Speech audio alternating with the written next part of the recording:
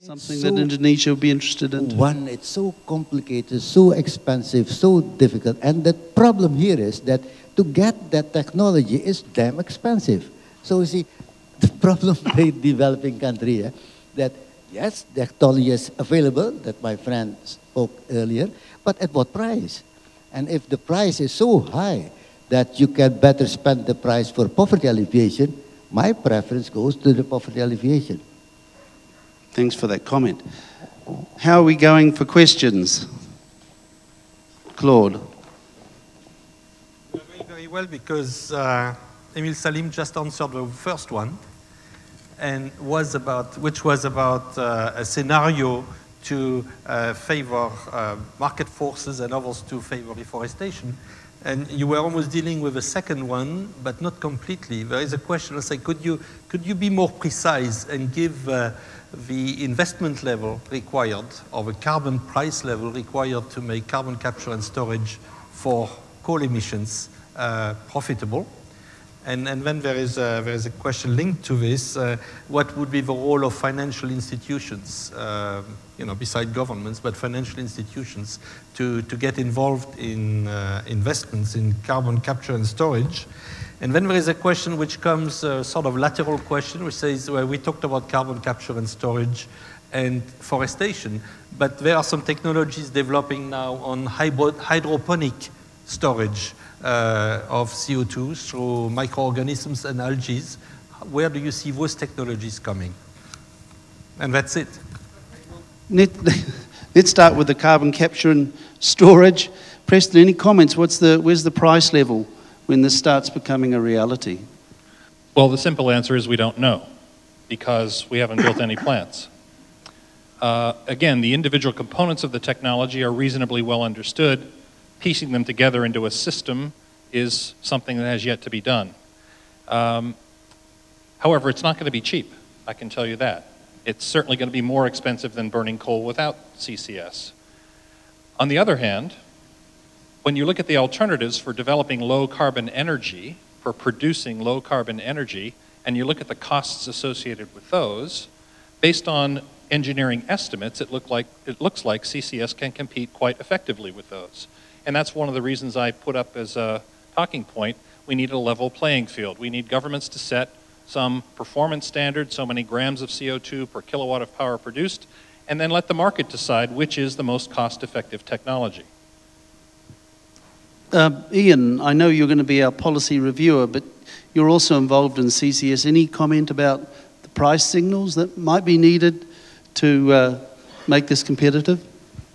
Yeah, the IPCC, of course, has done some work on carbon capture and storage, including looking at some of the prices of carbon that are required to incentivize the technology, and they're talking about prices between $25 and $50, $70, I think it was at the upper end. But a point I'd like to make about carbon capture and storage is that there are some easy wins. I mean, this is true of nearly all technologies. There's a cost curve for all of them, and CCS is no exception. There are plants in the world that need to capture CO2 in the normal course of operation. Natural gas plants are one of the most obvious examples, but there's several 100 million tons of carbon dioxide that's been emitted annually anyway into the atmosphere by plants that capture it in fairly concentrated form, and that's really ideal for geological storage.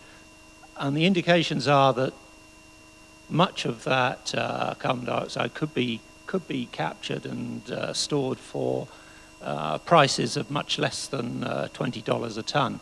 So there's some good examples out there of low-hanging fruit that could provide an awful lot of learning if they were, enabled to proceed. Thanks, Ian. Now, Anesta, the organics one. I mean, the other natural. You're from a company that's based on one nature service, growing trees and sequestering carbon. The question was about whether you're interested in investing in algae and hydroponics, another natural system, another natural service for carbon sequestration. Any comments about it? Is Weyerhaeuser looking to diversify? I'm going to answer the question I wish you had asked me instead of that one. Maybe I can connect them. Let me see if I can connect them. Weyerhaeuser will invest where it can make money. And the question you didn't send my way was the role of financial institutions. And since none of us are a financial institution, I think I'd like to remind us, in my comment about that, of the 3 points that Mr. Tanaka put up on the board this morning as to why somebody doesn't pick up the $20 bill lying on the sidewalk. And his third point was, I'll have to declare it on my income taxes. The financial institutions will not originate the financing schemes, the governments will. And if the governments don't allow the financial markets to work, whether it's algae or hydroponic storage or CCS or high technology forests, none of us will be able to access the capital that we need. And if you want to see a good example of perhaps unintended consequences of tax incentive and government policy, look at the growth of corn in the United States for liquid fuel. So I had preferred you ask me that question, and now I've combined them together. That's what I meant to ask you. I just forgot. Okay, we need to thank you very much from the audience for those questions. We need to now hand the floor over to Ian Helmsley, and he's going to be our policy reviewer. And I've got a few overheads to support his presentation. How long do I have, James? Just on 10 minutes. Okay. Well, I think you've seen some statistics, heard some statistics anyway, that indicate the important, maybe critical role that both these storage technologies can play in delivering some of the objectives of the Climate Change Convention. There's really, I would say, almost a sort of growing imperative to bring all technologies to bear as quickly as possible. And these technologies that have the potential for a big contribution would certainly be no exception to that. Business is capable of delivering on these technologies, but it certainly needs a framework to make it something that a business can live with. So first of all, I'm going to have a look at policy recommendations for the biological storage of carbon, and I'm drawing upon work that was done for the World Business Council. It's not my area, I hasten to add, so I'm going to be really reading from the document that I've just mentioned to you, entitled The Sustainable Forest Products Industry, Carbon and Climate Change. The forest products industry supports the ongoing recognition of biomass from sustainably managed forests as a low-impact, renewable and CO2 neutral energy source.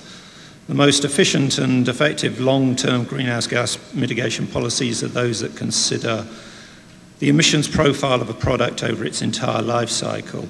The industry can make significant contributions towards meeting the world's climate goals if certain policy recommendations are effectively implemented.